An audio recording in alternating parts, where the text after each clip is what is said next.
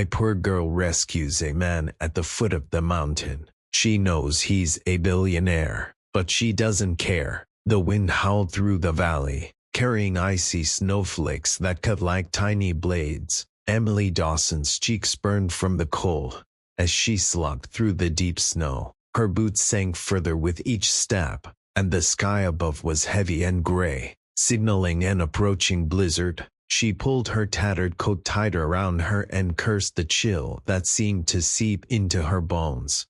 She had gone farther from her cabin than usual, trying to gather enough firewood before nightfall. The forest at the mountain's base was silent, save for the occasional groan of the wind pushing against the tall pine trees. She adjusted her axe slung across her back, breathing out small clouds in the freezing air. Suddenly, she heard a faint sound, just over the wind, a low, guttural moan. Her heart pounded as she stopped dead in her tracks. At first, she wondered if she had imagined it. Then the sound came again, a weak, pained groan. She looked around, scanning the snowy white plain. The noise was close, but the wind made it hard to tell exactly where. "Hello," she called out, unsure. No answer. Emily hesitated only a moment before moving forward. Her instinct told her someone was in trouble.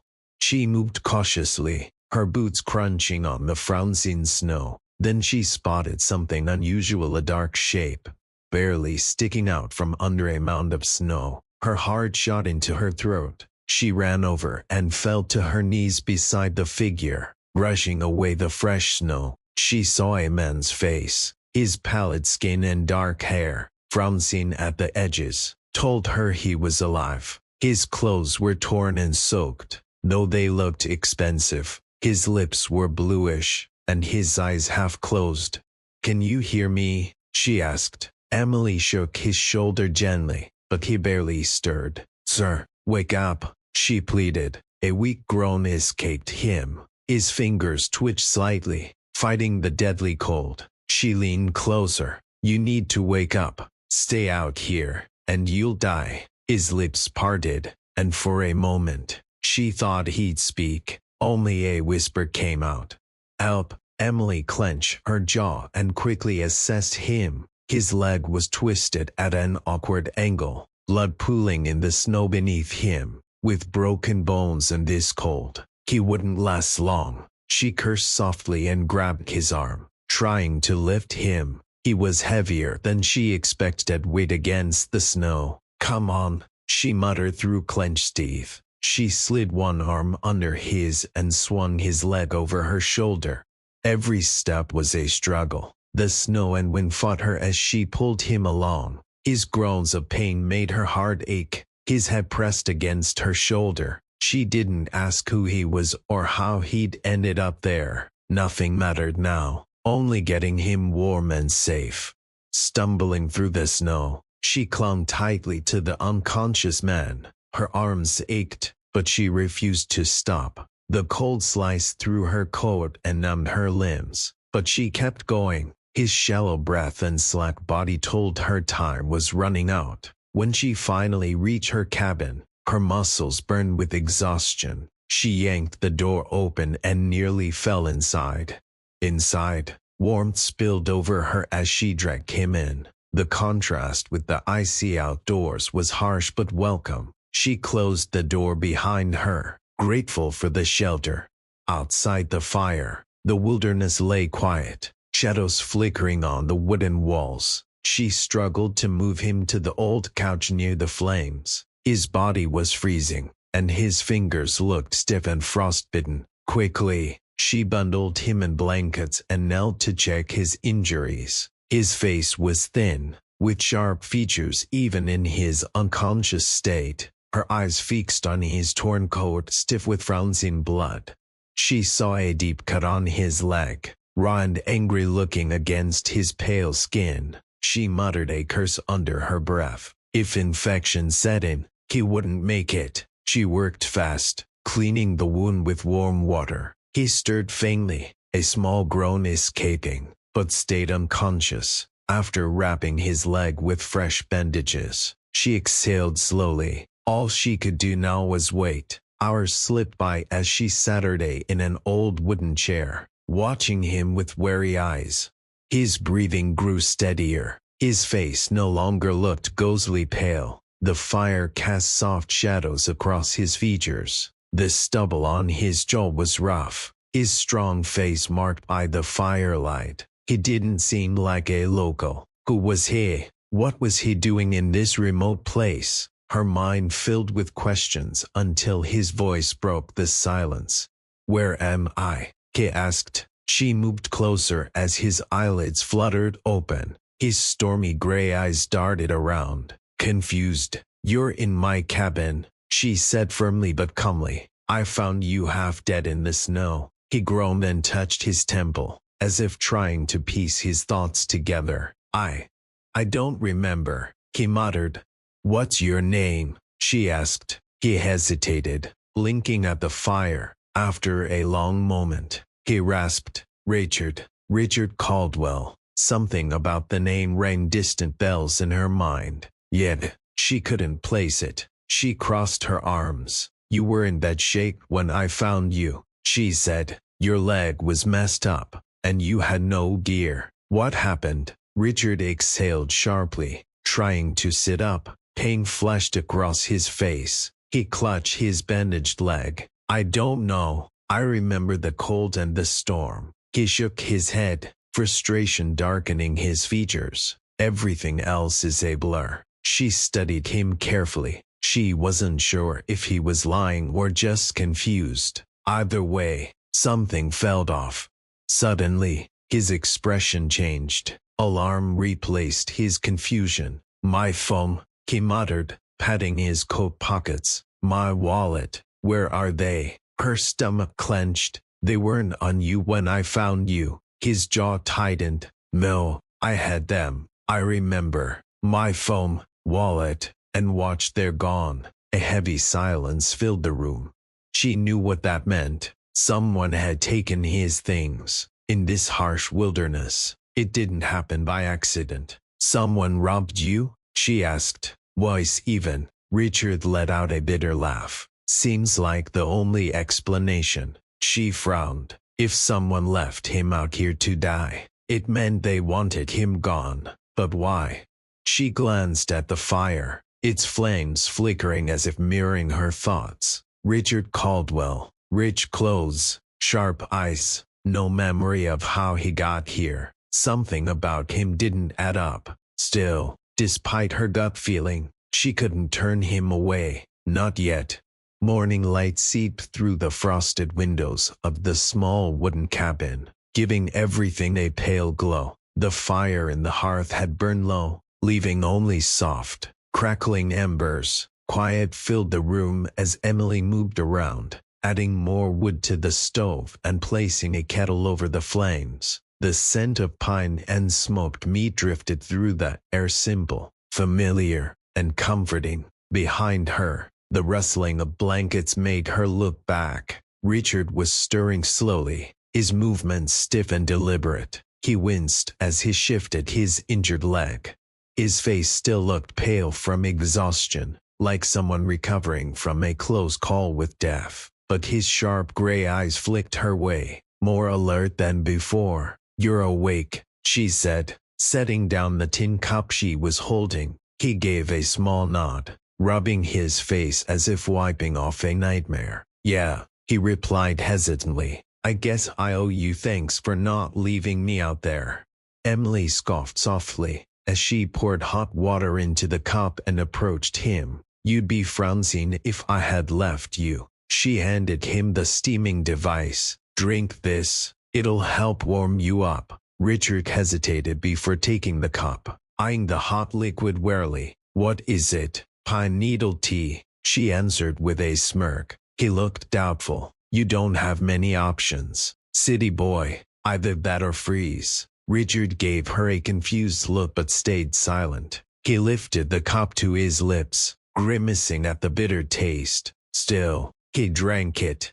Just then, the door creaked open. An older woman stepped inside, wrapped tightly in thick furs. Her sharp blue eyes locked on Richard immediately, filled with curiosity and suspicion. "So, this is the stranger you brought in from the snow?" she asked, her voice cool. Emily straightened. "Grandma, this is Richard." "Richard, this is Martha Dawson." Richard nodded, trying to sit up straighter. Martha only hummed and moved closer to study him carefully before turning back to Emily. "You shouldn't have him here."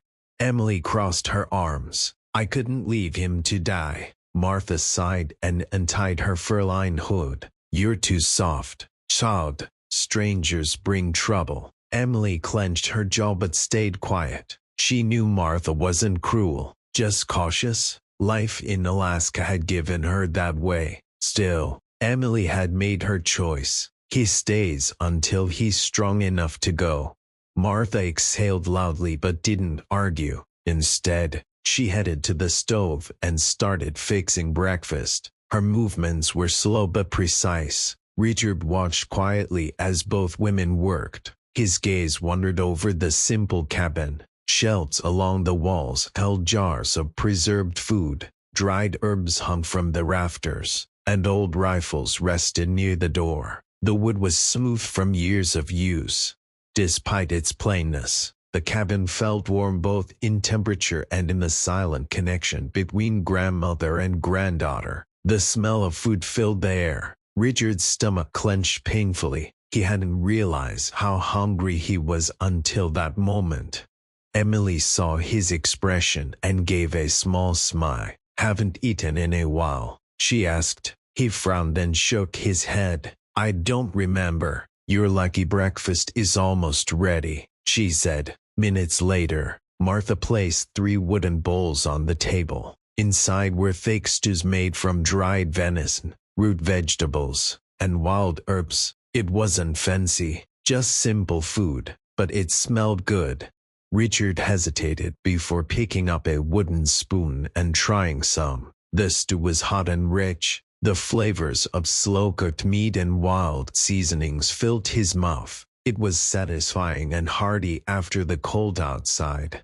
It was unlike anything he had ever tasted before. Not the fancy dishes from 5-star restaurants or the quick, processed food of city life. It was simple, honest, and filling food that had nothing to do with wealth. He looked over at Emily. She ate quietly, efficiently, as if she applied the same focus to everything. "Do you live like this every day?" he asked after a moment. Emily looked up, as if she was thinking about survival, making her own meals, finding her own remedies, chopping wood just to stay warm. She shrugged. "Yeah, it's hard, but it's life." Richard shook his head, stirring his stew absent-mindedly. "I don't think I've ever had to work that hard for anything," he said. Martha snorted. "That doesn't surprise me."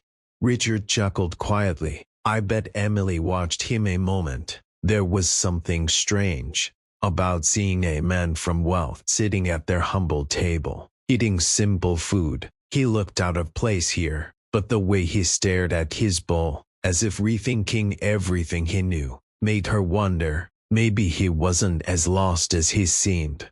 Days slipped by slowly in the Dawson cabin. The crackling fire and distant wind created a rhythm. Richard's strength came back, even though his legs still kept him from moving much. Despite the pain, he found himself oddly peaceful. The quiet, simple life suited him. Emily kept beside chopping wood, fixing traps, preparing meals, caring for her grandmother. She never complained or shied away from hard work. Richard had never met anyone like her. One night, as the fire glowed in the hearth, Richard sat her day up and stretched. His body still ached. Emily sat her day at the small wooden table, sewing a tear in her coat carefully. The smell of pine and smoke filled the room, comfort he was beginning to associate with safety. "I need to tell you something," he said finally, breaking the silence. Emily didn't look up. "Are you secretly a murderer?" she asked. Richard let out a small laugh. "No, but I am rich." That made her glance up quickly. one eyebrow raised. He exhaled slowly. My name is Richard Caldwell. I own Caldwell Enterprises, a real estate and investment firm. We have offices in New York, London, and Tokyo. Emily blinked. Okay. Richard waited, expecting a reaction, shock, curiosity, something, but she just shrugged and resumed sewing. What's it? He asked, a little surprised. She didn't bother to look up again. What do you want me to say? He gestured vaguely, struggling for the right words. Most people would be more surprised. Emily finished the stitch, then bit the thread between her teeth before looking at him. It doesn't change anything. Richard stared at her, confused. You don't care at all? She sighed and leaned back. Look, Richard, maybe in your world money is everything, but here, it's useless. It won't light a fire, feed you, or save you when you're helpless in a snowstorm. He opened his mouth to reply, but she continued. Out there, you're some big shot millionaire, the one everyone looks up to, but here, you're just a lost man in the snow. Those words hit him harder than he expected. Throughout his life, people had treated him differently because of his money, his employees, friends, even women he dated. He was used to power and respect that money bought. But Emily didn't care, not for the first time in his life.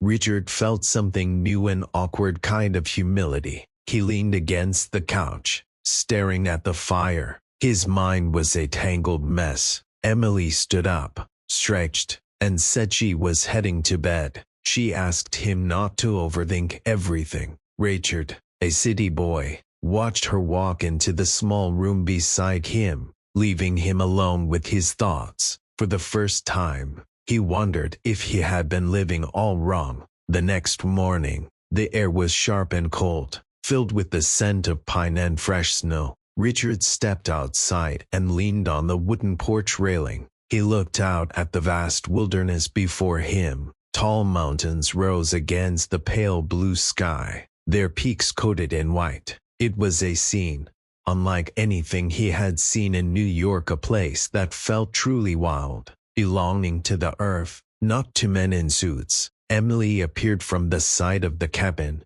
a hatchet slung over her shoulder. She looked at him and then at the pile of firewood by the door. If you're just going to stand there all day, at least make yourself useful, she said, tossing him a pair of gloves. Richard caught them awkwardly before they hit his chest. Chopping wood, really? Emily teased. Unless you'd rather freeze tonight. Richard sighed and pulled on the gloves. He had spent his life closing billion-dollar deals and running companies. He had never chopped a piece of wood.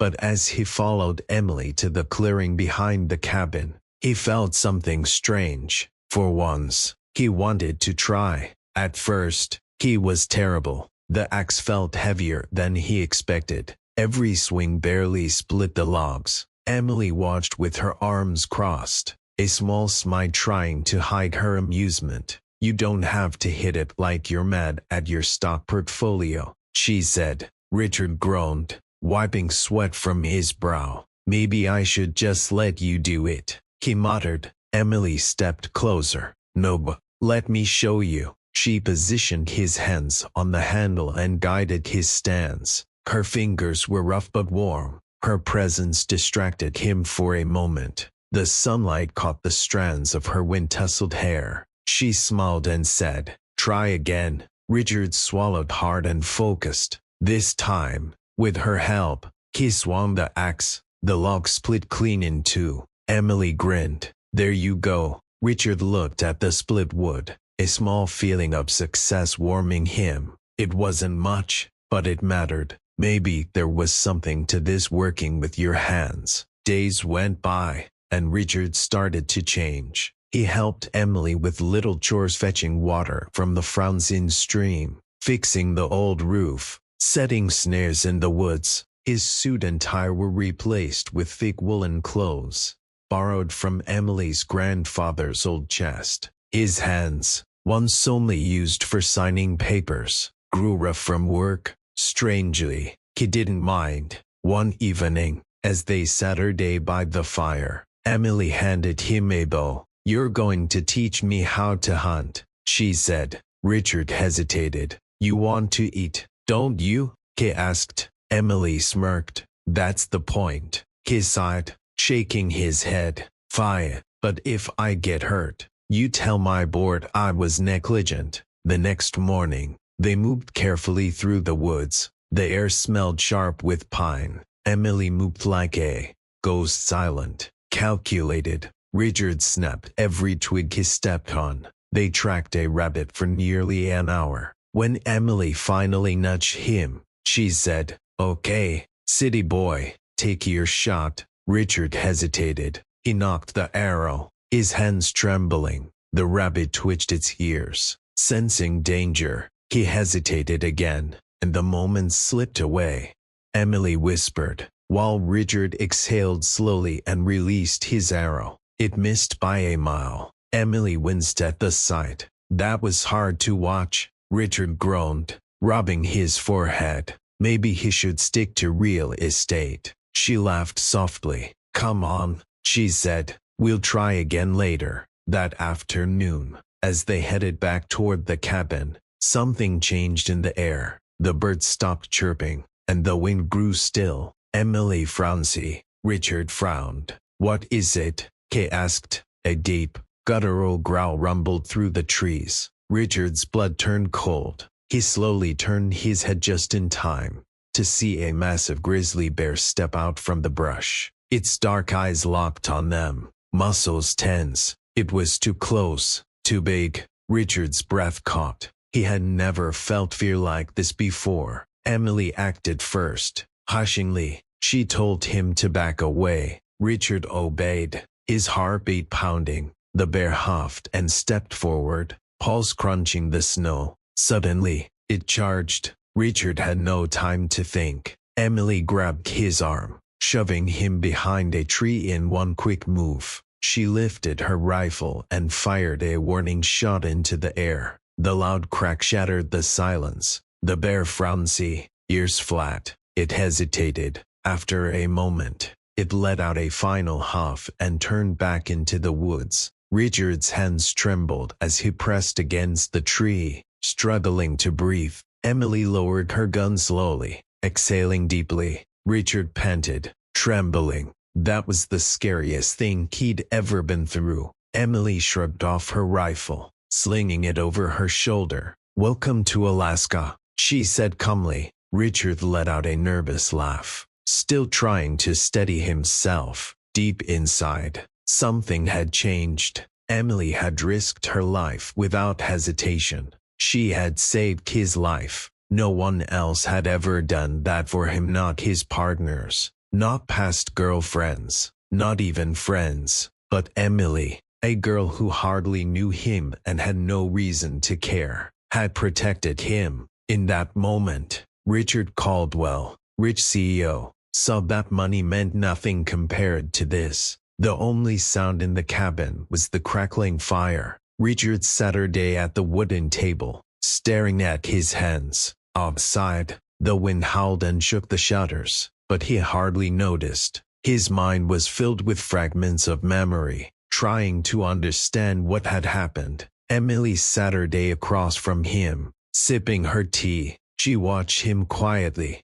"Finally," she said, "you seem like someone who's just figured out something important." Richard exhaled sharply, rubbing his temples. "I think I finally understand why I was out there," he said. "Why I nearly died." Emily set her cup down. "Go on." Richard took a slow breath. "Before I woke up in the snow, I was in Alaska for a business meeting. My company, Caldwell Enterprises, was trying to buy a mine. A gold mine." Emily frowned. "A gold mine?" Richard nodded. "It's one of the last untouched deposits in the area. Tons of untapped resources. We'd been negotiating for months." Emily looked worried. "So, the deal wasn't exactly clean." Richard hesitated. He hadn't worried much about morals before. He had people for that. But now, sitting in this quiet cabin and looking at things through Emily's eyes,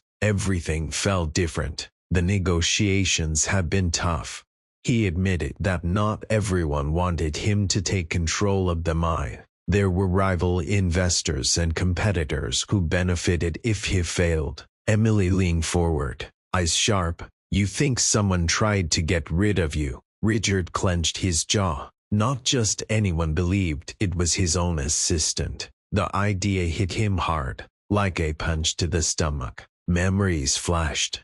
Jonathan Reed, his trusted right hand, standing by the fireplace in a fancy lodge near Fairbanks, sorting papers. Jonathan assured him everything was set. By this time tomorrow, the mine would be his. Richard nodded, accepting a drink. Jonathan smiled, confident. You won't have any surprises. Richard hesitated. Trust me, Jonathan said. Then darkness took over, pain in his head, a bitter taste in his mouth. Cold white snow, his fists clenched. He must have been drugged. They left him outside, knowing he wouldn't survive. By the time he was missed, the deal had already gone through without him. Emily's face hardened. So, he tried to kill you for money. Richard gave a bitter laugh. That's the kind of world I come from. Emily shook her head, disgusted. Her green eyes flashed. Unbelievable.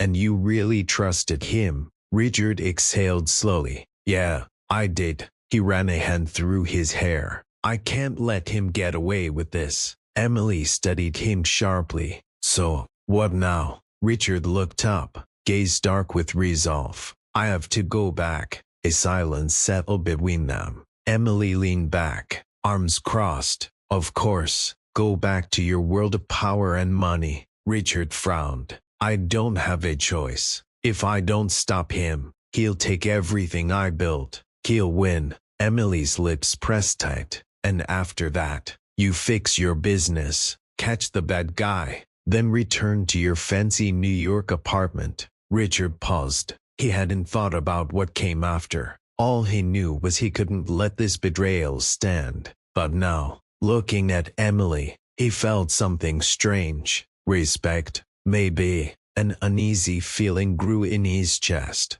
Emily let out a breath. She shook her head. I get it. You have unfinished business. But don't forget what you learned here. Richard looked at her, surprised. For the first time, he realized he didn't want to leave. Not really. He reached across the table, fingers brushing hers. I will come back. Emily stared, searching his face for lies. Then she nodded once. You'd better. For the first time, Richard Caldwell knew he had something worth returning to. When he left, the sky was dull gray. The clouds drifted over the mountains, heavy and cold. The air felt colder, maybe to Emily, or maybe just to her. She stood outside the cabin, watching him prepare to go. He wore borrowed winter clothes, bundled against the cold. Still, he looked different, like he didn't quite belong here anymore. His injured leg had healed enough for travel,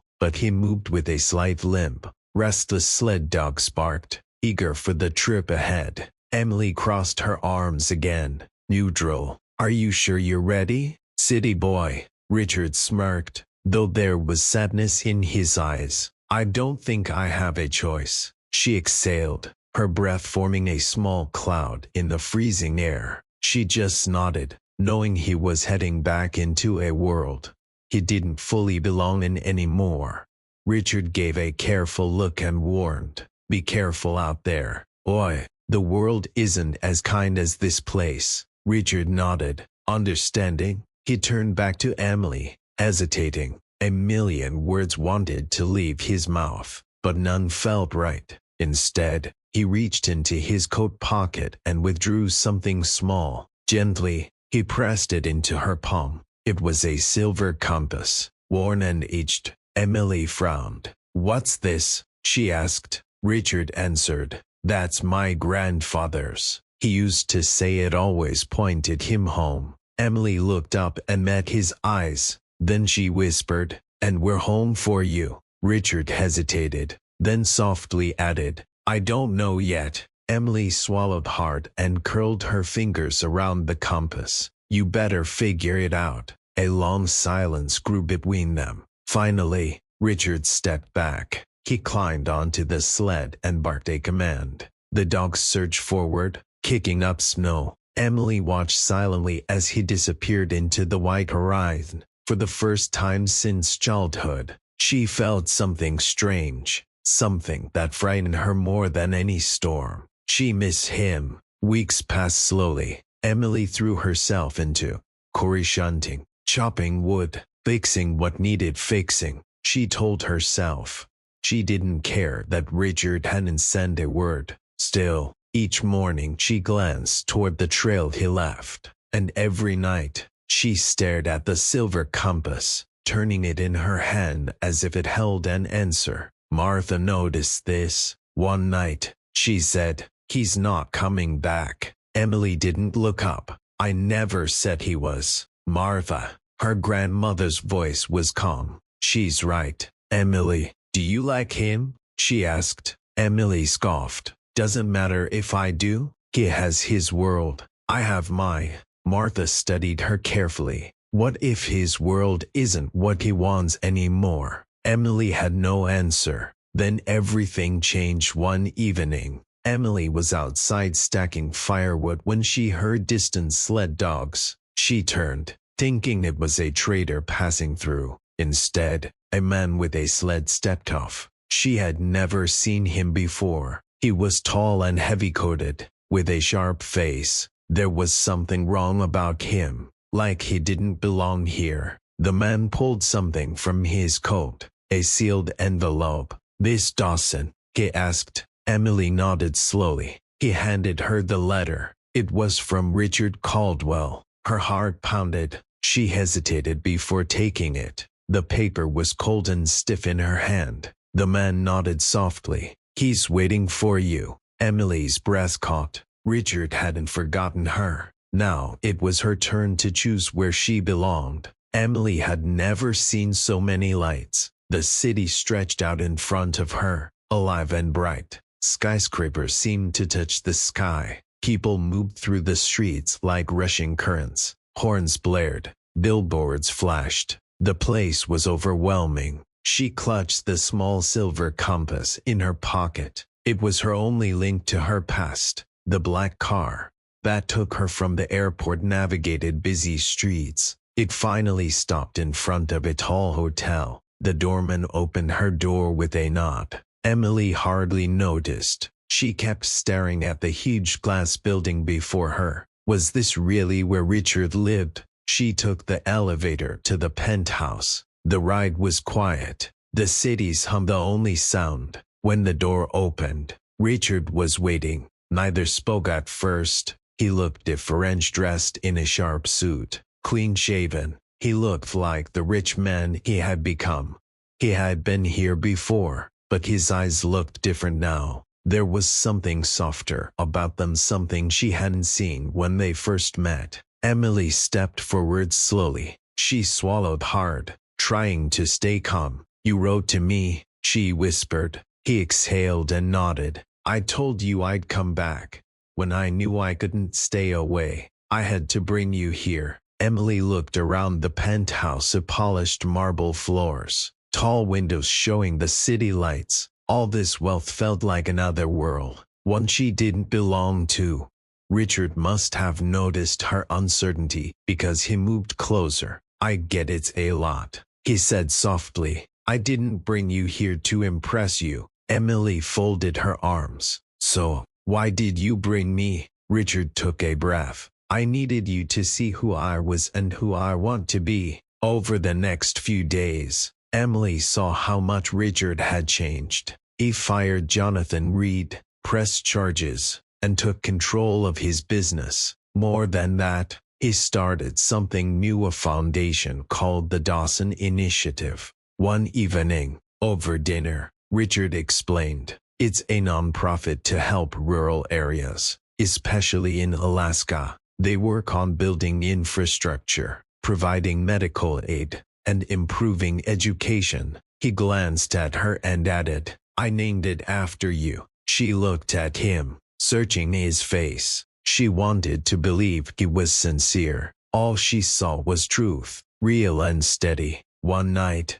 as they walked along Central Park's edge, Richard finally spoke. I love you, Emily. Her breath hitched. He reached for her hands, warm despite the cold. I don't care about money or the company. I just want you. Her heart raced, but she stayed silent. Part of her wanted to trust, but she'd seen men like him before, men who made promises but didn't understand real life outside their world. She didn't want to be just another piece in his collection.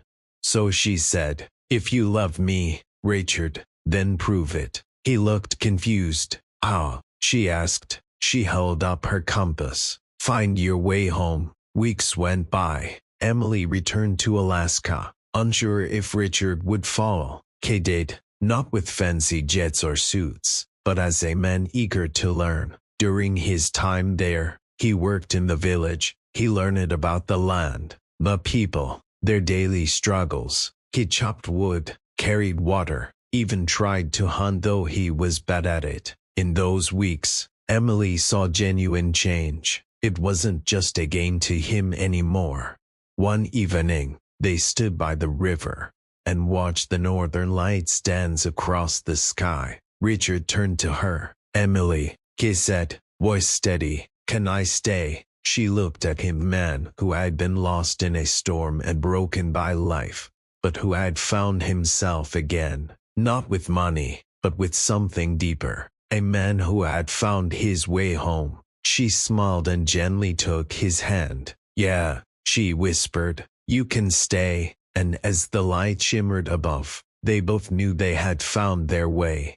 Emily understood this was just the start. Richard found something far more precious than money: purpose, love, and a place to call home. The girl who once saved a stranger in the cold had unknowingly rescued a lost soul, searching for something he never realized he needed. Together, they built a life that connected two worlds, one wild and free, the other filled with tall buildings. In the end, wealth and power no longer mattered. What mattered were small moments, quiet love, and the understanding that true riches come from the people who stand by us. If this story touched your heart, remember to like, share, and subscribe to Soul Stirring Stories. More heartfelt tales await, stories of love, hope, and the unexpected bonds between people. Until next time, stay warm, stay hopeful, and keep believing in the kindness of strangers.